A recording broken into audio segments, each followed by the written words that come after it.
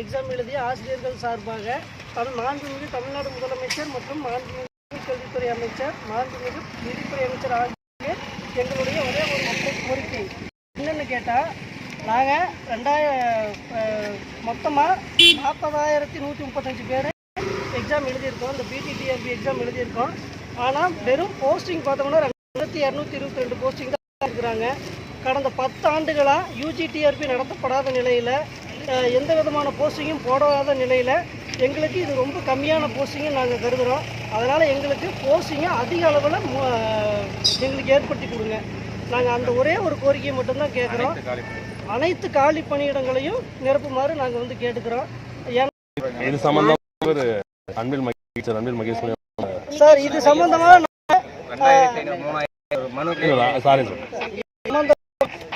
IRB helpline பண்ணி நாங்கள் கோரிக்கை வச்சிருக்கிறோம். சிஎம் செல்லுக்கு ஃபோன் பண்ணி கோரிக்கை வச்சிருக்கோம். இமெயில் இருக்கோம், ஸ்பீட் போஸ்ட் பண்ணியிருக்கிறோம். அப்புறம் கல்வித்துறை குமரகுமரன் IAS ஐயா அவருக்கு வந்து நாங்கள் நேரில் கொடுத்துருக்குறோம். கல்வித்துறை இயக்குநர்கிட்டையும் ஐயாட்டையும் நாங்கள்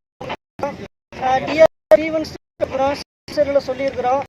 அப்புறம் பள்ளிக்கல்வித்துறை திரு அன்பில்மகேஷ் பொய்யாமொழி அவர்களுடைய நம்பர் மெசேஜ் கொடுத்துருக்கோம். நிதி அமைச்சர் தங்கம் தென்னி அவர்களுடைய நம்பருக்கு நாங்கள் கொடுத்துருக்கிறோம். இது மாதிரி நாங்கள் வகையிலையோ நாங்கள் வந்து கவனம் செலுத்தி செயலகத்தில் வெள்ளிக்கிழமை நாங்கள் அங்கே போய் கொடுத்துட்டு தான் வந்திருக்கிறோம். கடந்த வெள்ளிக்கிழமை வந்திருக்கிறோம். இதனால நாங்கள் வேணும்னு கேட்கல. ஒரு கோரிக்கை, காலி பணி முழுவதுமாக நடத்துங்க. தற்காலிக ஆசிரியர் எடுத்துட்டு தகுதி வாய்ந்த எங்களை திறமையான ஆசிரியர்களை மாணவருடைய நலன் கருதி நிரந்தர பணியமர்த்தி கொடுங்க.